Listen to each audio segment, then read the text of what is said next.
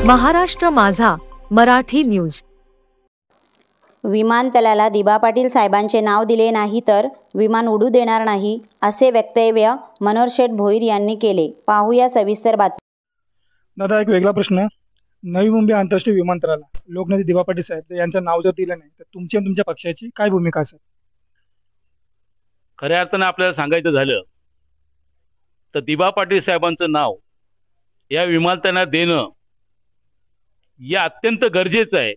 आणि याचं कारण असं आहे की खऱ्या अर्थानं महाराष्ट्र राज्याने ज्या वेळेला उद्धव साहेब मुख्यमंत्री असताना बाळासाहेबांचं नाव या विमानतळाला देण्याचा प्रस्ताव एकनाथजी शिंदे यांनीच मांडला होता नगरविकास मंत्री असताना, आणि तो प्रस्ताव पारित झालेला होता।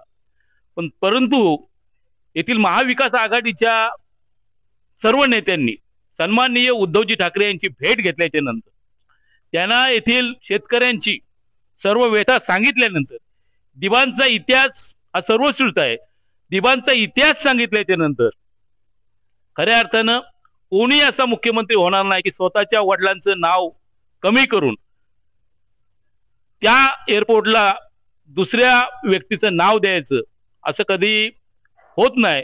परंतु उद्धवजींचा आम्हाला निश्चितपणे अभिमान वाटतोय की ते मुख्यमंत्री असताना त्यांनी स्वतः बाळासाहेबांचं नाव या संघर्ष समितीच्या व शेतकऱ्यांच्या विनंतीला मान देऊन रद्द करून त्या जागी दिबांचं नाव देण्याचा प्रस्ताव केंद्राकडे पाठवला। आणि म्हणून आम्हाला सर्व शिवसैनिकांना अभिमान आहे आणि गर्व सुद्धा आहे। दिबा पाटील हे सुद्धा शेवटच्या क्षणापर्यंत, पूर्वीचा काळ त्यांचा बघितला तर नंतर ते एक आमचे शिवसेनेचे ज्येष्ठ नेते होते, आणि म्हणून दिबांचं नाव या विमानतळाला लागायला पाहिजे या आमची मनोमन इच्छा आहे। आम्ही एवढंच सांगतो की जर दिबा पाटील साहेबांचं नाव या विमानतळाला दिलं गेलं नाही तर जी काही संघर्ष समिती भूमिका येईल, जे काही शेतकरी भूमिका घेईल, त्याला शिवसेना उद्धव बाळासाहेब ठाकरे पक्षाचा खंबीरपणे 100% पाठिंबा असेल। आणि मग आम्हाला रस्त्यावर उतरून कुठल्याही प्रकारचं जरी आंदोलन करावं लागलं तर ते निश्चितपणे करू। परंतु जर का दिबा पाटलांचं नाव या विमानतळाला दिलं नाही तर या विमानतळावरून एकही विमान उडू देणार नाही, ही शिवसैनिकांची भीष्म प्रतिज्ञा आहे। दादा, स्थानिक भूमिपुत्रांना नवी मुंबई आंतरराष्ट्रीय विमानतळामध्ये जर नोकरीमध्ये समाविष्ट करून घेतलं नाही तर तुमची आणि तुमच्या पक्षाची काय भूमिका असेल? खऱ्या अर्थानं विमानतळाच्या याच्यामध्ये जी नोकर भरती चालू आहे, या नोकर भरतीमध्ये येथील स्थानिकांना प्रकल्प असताना डावललं जातोय। आणि हा सर्व विषय आता सर्व पक्षीय लोकांच्या लक्षात आलेला आहे। कोणीतरी दिशाभूल करून, कोणीतरी दबाव आणून त्या ठिकाणी बाहेरच्या उपऱ्या लोकांचा भरती करण्याचा प्रयत्न करतोय। पण ज्या वेळेला विमानतळ चालू व्हायची वेळ येईल, की नोकर भरतीची वेळ येईल, त्यावेळेला जर स्थानिक प्रकल्पक असताना शेतकऱ्यांना नोकरी दिल्या गेल्या नाही तर शिवसेना या विरोधात उग्र आंदोलन केल्याशिवाय राहणार नाही। साहेब, नवी मुंबई आंतरराष्ट्रीय विमानतळाला लोकनेते दिबा पाटील साहेबांचं जर नाव जर लागलं नाही तर तुमची आणि तुमच्या पक्षाची काय भूमिका आहे? आमच्या पक्षाची भूमिका ह्या आधीच ठरलेली आहे। वंदनीय बाळासाहेब ठाकरे यांचं नाव तत्कालीन नगरविकास मंत्री आणि तत्कालीन मुख्यमंत्री उद्धवजी ठाकरे असताना बाळासाहेबांचं नाव दिलं होतं। पण समाजाच्या, अग्री समाजाच्या मागणीमुळे उद्धवजीने आपल्या वडिलांचं नाव कमी करून वंदनीय दिबा पाटील साहेबांचं नाव दिलं। आजचं सरकार जरी महाराष्ट्र गव्हर्नमेंटने केंद्र सरकारकडे हा प्रस्ताव जरी पाठवला असला तरी केंद्राच्या भूमिका अजून स्पष्ट होत नाही, केंद्राच्या मनामध्ये काय कळत नाही।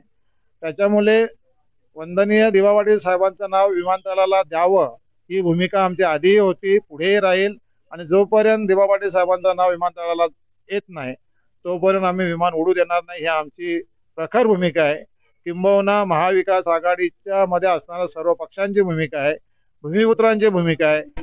वंदनीय दिबा पाटील साहेबांनी 12.5% जो कायदा आणला, तो कायदा आणण्यासाठी 5 हुतात्मे झाले।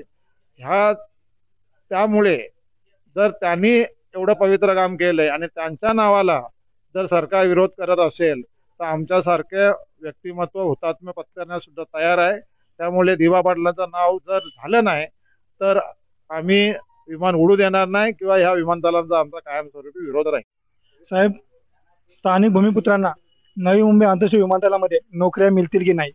स्थानिक भूमिपुत्रांना नोकऱ्या मिळाव्या यासाठी आम्ही संघर्ष करत आहोत. दुर्दैवानं या ठिकाणी लोकप्रतिनिधी जे निवडून येतात त्यांना स्थानिक भूमिपुत्रांविषयी किती प्रेम आहे मला माहीत नाही, पण आमच्यासारखी मंडळी स्थानिक भूमिपुत्रच आहोत.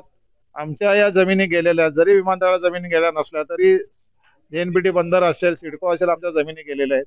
आणि स्थानिक भूमिपुत्रांना त्यांच्या पात्रतेनुसार नोकऱ्या मिळाव्या यासाठी आम्ही आंदोलन सुद्धा केले, भविष्यामध्ये सुद्धा आंदोलन करू.